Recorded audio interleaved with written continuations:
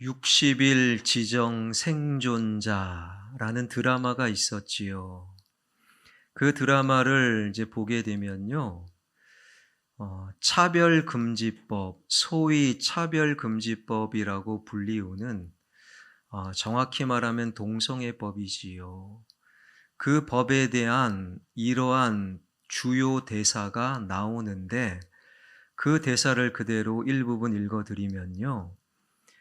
우리 국민들이 차별금지법을 지지할까요?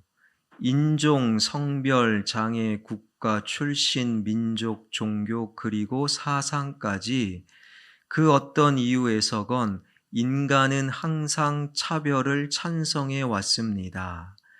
그래야 이 전쟁 같은 세상에서 자기가 조금은 유리해지니까요. 인간이니까 차별을 찬성한다는 말은 감히 할 수 없어서 그래서 동성애라는 핑계로 차별금지법에 반대하는 겁니다.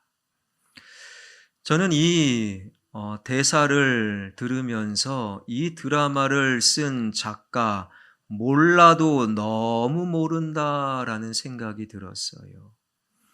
이미 우리나라 헌법에는요, 인종이나 나이나 성별이나 직업이나 출신이나 지역이나 피부색, 그리고 외모, 그리고 종교나 사상으로 차별받지 않을 권리가 우리나라 헌법에 이미 다 있어요. 그런데도 왜 이상하게도 차별금지법이라는 이상한 타이틀로 또다시 법을 제정하려고 하는가? 현재 헌법에 없는 딱 한 가지 문구, 즉 성적 지향, 성별 정체성 그 문구를 집어넣으려고 하는 거예요.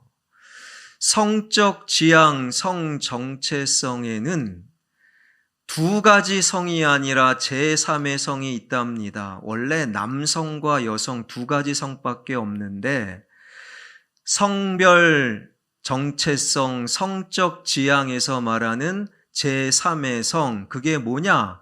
내가 태어난 이후 어린 시절에 중고등학교 시절에 어른이 되어서 나의 성을 결정할 수 있다라는 거예요. 내가 남자로 태어났는데 나는 여자가 더 좋아요. 여자가 될 수 있다라는 거예요. 여자로 태어났는데 오늘은 이상하게 남자가 땡깁니다. 오늘은 남자로 살 수 있다라는 거예요. 이 문구를 집어넣기 위해 그 요란을 떨고 있는 것이지요.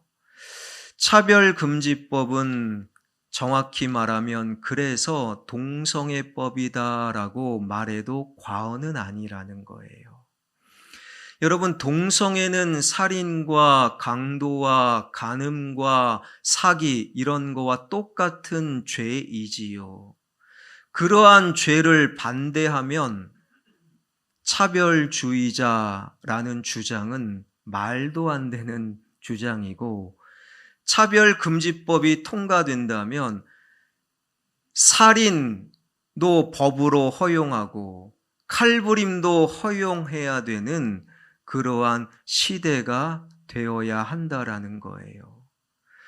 정말 아무것도 모르는 자들이 드라마를 만들고 영화와 그리고 연극, 음악을 만들고 책을 쓰다 보니 이 세상은 이상해질 뿐만 아니라 점점 악한 시대로 변질되고 있다라는 것이지요. 오늘 본문의 애굽의 제국도 마찬가지였다라는 거예요. 몰라도 너무 몰랐어요. 하나님을 모르니 이상한 땅 그리고 악한 제국으로 변질된 애굽 제국, 그 애굽에서 노예 생활을 하고 있는 하나님의 백성들, 이스라엘 백성들을 하나님께서 보시고 그들의 부르짖음을 들으시고 그들의 근심을 알고 계신 하나님께서 이제 안 되겠다. 그 이스라엘 백성들을 하나님의 땅, 약속의 땅, 풍요로운 아름다운 땅으로 인도하시기 위해 모세를 부르시고 모세를 보내셨던 것이지요. 그렇게 애굽의 왕 바로 앞에 서게 된 모세, 출애굽기 5장 1절과 2절의 말씀입니다. 다 한번 읽겠습니다. 그 후에 모세와 아론이 바로에게 가서 이르되 이스라엘의 하나님 여호와께서 이렇게 말씀하시기를 내 백성을 보내라. 그러면 그들이 광야에서 내 앞에 절기를 지킬 것이니라 하셨나이다. 바로가 이르되 여호와가 누구이기에 내가 그의 목소리를 듣고 이스라엘을 보내겠느냐? 나는 여호와를 알지 못하니 이스라엘을 보내지 아니하리라. 하나님께서 모세를 통해 내 백성 내 새끼들을 보내라. 그러한 하나님의 말씀 앞에 애굽 왕 바로는 여호와가 누구냐? 원문의 뉘앙스는 이거예요. 걔가 누군데? 하나님을 알지 못했던 바로, 그 바로는 스스로가 신이었어요. 애굽 제국은 바로는 신 중의 신, 내가 신 중의 신 바로인데 내가 애굽의 모든 신을 알고 있는데 여호와라는 신은 난생 처음 들었어. 여호와 걔가 누구야? 이러한 바로의 질문에 대해 하나님은 하나님이 누구신지 알려주시는 것, 이것이 바로 10가지 재앙의 모습이라는 거예요. 10가지 재앙이라고 해서 하나님이 심판하시고 하나님이 혼내시고 하나님이 이번에는 머리 뚜껑이 열리셨다, 하나님의 진노가 10가지 재앙이 아니라는 거예요. 하나님 당신을 알려주시는 과정. 여러분, 하나님을 알아야 회복과 치유와 고침이 가능하잖아요. 10가지 재앙은 하나님을 알려주시는 것이다. 모세를 통하여 하나님의 알려주심이 일어나고 있는데 그 10가지 재앙이 뭡니까? 언젠가 말씀드렸죠. 저는 이렇게 외웠어요. 피게 입학 녹음의 흑장. 첫 번째 재앙은 피재앙. 나일강을 비롯한 애굽의 모든 물이 피로 변하는 피재앙에 대해서 성경은 이렇게 증언하는 바, 출애굽기 7장 17절 다 한번 읽어보겠습니다. 여호와가 이같이 이르노니 내가 이로 말미암아 나를 여호와인 줄 알리라. 볼지어다 내가 내 손의 지팡이로 나일강을 치면 그것이 피로 변하고.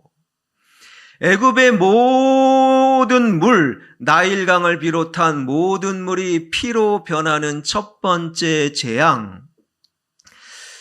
애굽은 그 땅이요, 원래는 사막지대, 광야지대가 대부분, 그래서 척박한 땅이에요.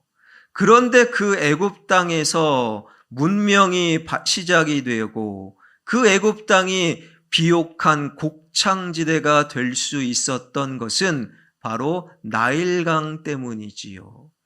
나일강 상류는 적도 지역으로부터 시작되지요. 적도 지역은 예나 지금이나 수일 동안에 엄청난 폭우가 내릴 때가 있어요.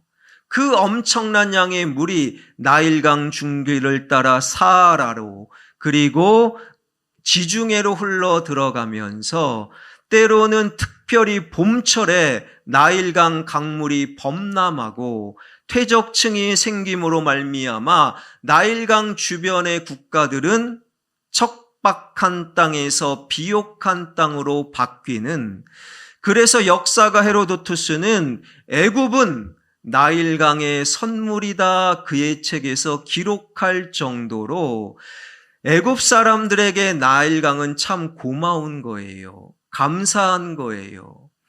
고맙고 감사하면 감사합니다. 그리고 나일강을 잘 유지하고 관리하면 될 것을 하나님을 알지 못했던 애굽 사람들은 나일강을 신으로, 하피라는 신의 이름을 나일강 신으로 만들어버리고 나일강에게 예배하고 나일강을 신으로 섬기게 되었다라는 거예요. 그런데 하나님께서는 모세를 통해 나일강을 치심으로 말미암아 나일강 하피는 신이 아니야, 나일강이 우리를 살리는 것이 아니야, 그것을 애굽과 바로에게 하나님은 알려주고 계신다라는 거예요. 두 번째 재앙은 무엇입니까? 개구리 재앙. 개구리 재앙에 대해서 성경은 이렇게 증언하는 바 출애굽기 8장 2절과 3절 다 한번 읽어보겠습니다. 네가 만일 보내기를 거절하면 내가 개구리로 너의 온 땅을 치리라. 개구리가 나일강에서 무수히 생기고 올라와서 내 궁과 내 침실과 내 침상위와 내 신하의 집과 내 백성과 내 화덕과 내 떡반죽 그릇에 들어갈 것이며 개구리 재앙으로 살 수 없을 지경이 되었다라는 거예요. 당시 애굽 사람들은 무자식이 상팔자라고 말하지 않았어요. 자식이 많은 것이 복이요 힘이다. 그러한 애굽 사람들, 하나님을 잘 모르니까 그들이 이렇게 보니까 개구리가 알을 많이 낳잖아요. 엄청 많이 낳거든요. 그래서 개구리를 애굽 사람들은 헥트다, 다산의 여신으로 개구리 여신을 만들어버리고 개구리를 신으로 섬겼다. 그런데 하나님께서는 개구리를 치심으로 말미암아 개구리가 복이 아니라, 개구리가 힘이 아니라 헥트가 참 신이 아님을 애굽 사람들에게 알려주고 계시는 거예요. 세 번째 재앙은 뭡니까? 피게 이 재앙. 이 재앙은 바로 이겁니다. 출애굽기 8장 16절 다 한번 읽어볼까요? 여호와께서 모세에게 이르시되 아론에게 명령하기를 내 지팡이를 들어 땅에 티끌을 치라 하라. 그것이 애굽 온 땅에서 이가 되리라. 그 이가 바로 여러분이 알고 있는 이 그 이 맞아요. 산부 예배 가운데 저보다 연배가 높으신 분들 아마 준영이는 모를 거예요. 우리 오래전에 이와 함께 살고 이와 함께 동거했던 그때 알잖아요. 모르는 척하지 마세요. 이의 알 석회를 밤새 잡기 위해 딱딱딱. 기억나시죠? 그 이 맞아요. 그런데 하나님께서 땅을 치시니 땅의 티끌 먼지 얼마나 많을까요? 땅의 먼지, 이루 말할 수 없는 무수한 먼지가 바로 그 이로 바뀌었다. 왜요? 당시 애굽 사람들은 하나님을 몰랐지요. 그래서 우리 생명은 땅으로부터 시작된다. 그 땅을 신, 즉 게부라는 신으로 부르면서 땅을 섬겼다. 그런데 하나님께서는 땅을 이로 만드시면서 땅은 신이 아니야, 우리의 생명의 근원은 땅이 아님을 하나님께서는 알려주고 계신다라는 거예요. 이 10가지 재앙이 다 이와 같아요. 하나님을 몰라요. 그래서 애굽 사람들이 이것이 하나님이야 만들어 놓은 그것을, 그 신을, 그 우상을 하나님께서 하나씩 무너뜨리시면서 하나님을 알려주시고, 더 나아가 하나님을 알아야 회복되며 고칠 수 있음을, 하나님의 회복을 선포하시는 것이 10가지 재앙의 핵심이라는 거예요. 네 번째 재앙, 파리 재앙은 곤충의 신 하트콕을 치신 거고, 악질 재앙은 가축의 신 아피스와 하도르를 치신 것이고, 독종 재앙은 의술의 신 이모탭을 치신 것이고, 우박 재앙은 하늘의 여신 누트를, 메뚜기 재앙은 농작물의 신 세라피스와 세스를, 흑암 재앙은 태양신인 레와 라를 치신 것이고, 마지막 장자들의 생명을 빼앗아 가시며 장자 신중의 신 바로를 하나님께서 치고 계신다라는 거예요. 하나님을 모르면 엉뚱한 것을 하나님이다 섬기고 있는 애굽의 모습, 우리를 살리는 것은 나일강이야 그러면서 하필을 만들고, 우리의 태의 문을 열고 우리에게 힘이 되고 복이 주는 것은 개구리야 그러면서 다산의 여신 헥트를 만들고, 우리의 생명의 근원은 이 땅이야 그러면서 땅의 신 게브, 세브를 만드는 그 애굽의 신들을 치시면서, 그것이 아니야, 우리를 살려주시는 분은, 우리를 도와주시는 분은, 우리에게 힘과 복이 되시는 분은, 우리에게 생명의 근원이 되시는 분은 여호와 하나님이심을 알려주시는 하나님의 마음, 이것이 10가지 재앙 속에 숨겨져 있는 거예요. 사랑하는 성도 여러분, 우리를 살려주시는 분, 우리를 도와주시는 분, 우리의 힘과 능력과 복이 되시는 분, 우리 생명의 근원 되시는 분은 여호와 하나님이심을 잊지 마시길 주님의 이름으로 축원합니다. 여러분, 여기서 우리는 한 걸음 더 들어가 우상에 관해서 좀 더 살펴봐야 됩니다. 레위기 26장 1절 우상에 관한 말씀을 다 한번 읽겠습니다. 시작. 너희는 자기를 위하여 우상을 만들지 말지니 조각한 것이나 주상을 세우지 말며 너희 땅에 조각한 석상을 세우고 그에게 경배하지 말라. 나는 너희의 하나님 여호와임이니라. 성경은 우상을 어떻게 정리하느냐? 자기를 위하여, 나를 위하여 예배드리고 나를 위하여 신앙생활하는 것은 우상 숭배로 이어질 수 있는 거예요. 자기를 위하여, 나를 위하여, 이것이 하나님이다 보이는 형상을 만드는 것도 우상이고, 자기를 위하여, 나의 계획과 내 삶을 위하여 내 구미에 맞는 어떤 질서와 어떤 형태를 정하는 것도 우상이다. 나를 위하여 나의 계획과 내 구미에 맞는 하나님을 만들어 놓고 이것이 하나님이야, 이게 바로 우상이라는 거예요.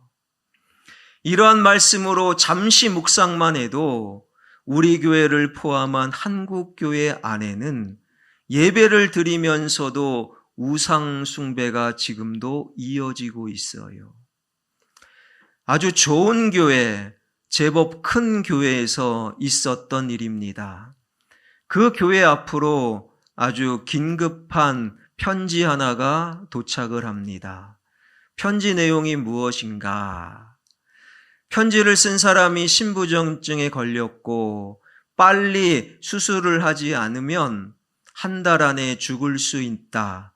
그런데 수술비가 이만큼 모자라니 큰 교회, 좋은 교회, 당신 교회에서 좀 도와주십시오라는 편지였어요. 여러분, 큰 교회, 재정적으로 넉넉한 교회는 이런 일 충분히 할 수 있지요. 그런데 그 편지를 누가 썼느냐? 그 교회보다 더 큰 수만 명이 출석하는 교회, 그 교회의 부목사님이 썼다라는 거예요. 아니, 엄청난 대형교회, 엄청난 재정을 갖고 있는데도 부목사님이 무엇을 잘못했는지 그 교회에서 부목사님을 안 도와준다라는 거예요. 그러니 궁금하잖아요. 사연을 살펴보니 이런 사연이 있었답니다. 그 교회는 평상시 하나님을 믿으면 내 소원이 성취되고, 하나님을 믿으면 병에 안 걸리고 무병장수하고, 하나님을 믿으면 모두 다 이 땅에서 부자가 된다. 그렇게 가르쳤대요. 벌써 즉 하면서 그게 아닌데 하시는 분들이 있잖아요. 맞아요. 그거 아니에요. 하나님은 단 한 번도 그런 하나님으로 말씀하신 적이 없어요. 그런데도 하나님의 말씀과는 상관없이 그 수만 명이 지금도 예배하는 그 교회에서는 오죽 목사답지 못했으면 그런 몹쓸 병에 걸리고, 오죽 믿음과 기도가 부족했으면 아직까지도 그 병이 낫지 않는 그 목사를 위해서는 교회 돈 한 푼도 쓸 수 없다 결정을 해서 다른 교회, 좋은 교회로 편지를 보냈다라는 거예요. 여러분, 기독교의 하나님은 그런 하나님이 절대 아닙니다. 오히려 하나님 말씀을 종합해 보면 심부전증이든 어떤 질병이든 질병에 걸려서 내가 건강할 때보다도 더 열심히 하나님을 찾고 더 기도하고 더 깊은 하나님의 영적인 세상을 경험하고 건강할 때보다 더 그 병으로 인하여 하나님과 가까워진다면 건강보다 질병이 더 큰 복이요 은혜라고 우리 하나님은 말씀하세요. 그 하나님의 말씀과는 상관없이 그저 하나님 믿으면 소원 성취, 무병장수 그것만을 가르치고 이것이 하나님이다 라고 말할 때 그 교회는 아무리 사람이 많이 모여도 그 교회는 더 이상 기독교의 하나님이 아니라 그들의 구미에 맞는 우상을 섬기는 교회일 수밖에 없다라는 거예요. 여러분, 예배를 드려도 신앙생활에도 내 구미에 맞는 하나님을 우리가 예배한다면 그 예배는 우상을 향한 예배일 수 있다라는 거예요. 하나님은 피조물인 나의 구미에 맞을 때가 있지만 창조주가 어떻게 피조물하고 맞출 수 있겠습니까? 대개가 나하고 안 맞을 때가 많아요. 그러면 하나님께 나를 맞춰야지요. 내 구미에 하나님을 맞춰 이게 하나님이다? 이것은 우상 숭배요. 우상 숭배는 하나님께서 반드시 무너뜨리신다라는 거예요. 왜요? 하나님을 제대로 알아야 우리는 바르게 회복과 치유와 고칠 수 있기 때문이지요. 이 말씀에 의지하여 여러분에게 권면하며 축복합니다. 화평교회 3부 예배드리는 예배자들이여, 여러분은 내 구미에 맞는 하나님이 아니라 하나님의 뜻에 나를 맞추는 진짜 하나님을 믿는 자들이 되길 주님의 이름으로 축원합니다. 여기서 마지막 한 질문을 던져봐요. 하나님은 반드시 내 구미에 맞는 내가 만든 신을, 그 우상을 무너뜨리시는데, 그렇다면 하나님은 한 번에 무너뜨릴 수 있는데 왜 굳이 애굽을 향해서는 10번씩이나 재앙을 내리셨는가? 성경은 이렇게 답합니다. 바로의 마음이 완악하여 하나님의 백성을 보내지 아니하였기 때문이다. 바로의 마음이 완악했기 했기 때문이다. 모세의 뱀이 애굽의 술사의 뱀을 삼켰을 때도 바로의 마음이 완악하여 하나님의 백성을 보내지 아니하였고, 모든 물이 피로 변할 때도, 개구리가 습격할 때도, 3일 동안의 흑암이 온 땅을 덮었을 때도 바로의 마음이 완악하여 하나님의 백성을 보내지 아니하였다. 바로의 마음이 왜 완악해졌는가? 그 정도 되면 정신 차려도 될 터인데 왜 바로는 스스로 마음을 완악하게 했는가? 오늘 본문 3절에 그 해답이 있습니다. 다 한번 읽어보겠습니다. 내가 바로의 마음을 완악하게 하고 내 표징과 내 이적을 애굽 땅에서 많이 행할 것이나 내가 즉 여호와 하나님께서 바로의 마음을 완악하게 하셨기 때문에 바로는 스스로 완악함 삶 가운데 살 수밖에 없었다라는 거예요. 여기서 하나님께서 바로의 마음을 완악하게 하셨다. 이 말씀의 정확한 뜻은 하나님이 부추겼다. 더 완악하게 하셨다. 골탕 먹으러 봐. 혼줄 나봐라. 완악함을 유지하게 하셨다가 아니라 원래 완악한 바로를 그냥 내버려 두셨다라는 거예요. 좀 어려운 고급적인 표현으로 하나님의 육이, 하나님께서 원래 완악한 바로를 내버려 두심으로 말미암아 바로는 10가지 재앙을 경험하고서도 끝까지 하나님의 백성을 내놓지 않는 스스로 완악한 자로 살 수밖에 없었다라는 거예요. 하나님의 내버려 두심이 질병이나 가난이나 실패나 이것보다 더 큰 무서운 심판이라는 거예요.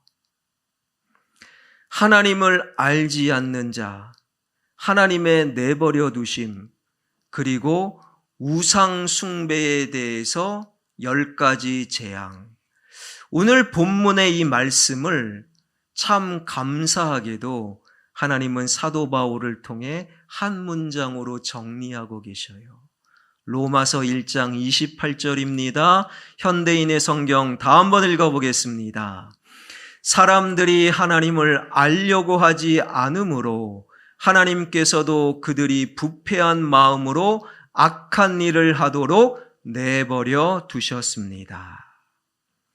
하나님을 알려고 하지 않는 자, 하나님은 그냥 내버려 두실 때가 있고, 하나님을 알려고 하지 않으므로 하나님의 내버려 두심 속에 있는 자, 그들은 악한 일을 할 수밖에 없다라는 거예요. 그들이 하는 악한 일이 무엇입니까? 되게 많아요. 그 중에 하나가 오늘 본문과 연결되는데 로마서 1장 23절 다 한번 읽겠습니다. 썩어지지 아니하는 하나님의 영광을 썩어질 사람과 새와 짐승과 기어다니는 동물 모양의 우상으로 바꾸었느니라. 하나님을 알지 않는 자, 그가 교회 밖에 있든 죄송하지만 안타깝지만 교회 안에 있든 하나님은 그를 내버려 주실 때가 있고 그 사람들로 말미암아 항상 악한 일이 교회 밖에서 교회 안에서 자행된다라는 거예요. 하나님을 알려고 하지 않는 자 하나님이 내버려 두시고 하나님 아닌 다른 무엇을 내 구미에 맞는 또 다른 무엇을 우상으로 삼는 자 교회 밖에도 있고 교회 안에도 있다라는 거예요. 교회 안에서 예배하고 있다고 나는 됐다가 아니라는 거예요. 하나님을 알려고 하지 않을 때 교회 안에 있는 나로 인하여 교회 안에서도 악한 일이 계속 반복된다라는 거예요. 담임 목사로, 위임 목사로 참 속상할 때가 있어요. 이것은 분명히 박수치고 수고하셨습니다, 격려하고 위로해야 될 그 사람, 그 상황 속에서 그 사람을 시기하고 질투하고 비난하는 소리가 저에게까지 들려올 때, 여러분, 이것은 악한 일이에요. 왜 악한 일을 합니까? 그분이 하나님을 알려고 하지 않기 때문에. 여러분, 교회 밖 세상은 더 난리가 났어요. 마약.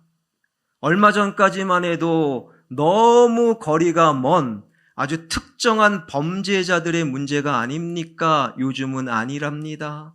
마약이 일상 가운데 가까이 들어와 나도 우리 자녀도 마약으로부터 안전하지 못한 그런 악한 시대가 된 거예요. 여러분, 우리나라 대한민국은 미세먼지만 빼면 살기 좋은 나라, 좋은 나라입니다. 어느 나라보다 뒤처지지 않는 안전한 나라. 그런데 안전한 대한민국이 묻지마 칼부림으로 인하여 야, 이거 3단봉 갖고 다녀야 돼? 그런 고민을 해야 되는 악한 시대가 되었다라는 거예요. 분명히 있어야 되는데 왜 아파트 안에 철근이 없습니까? 순살 아파트. 이게 무슨 일입니까?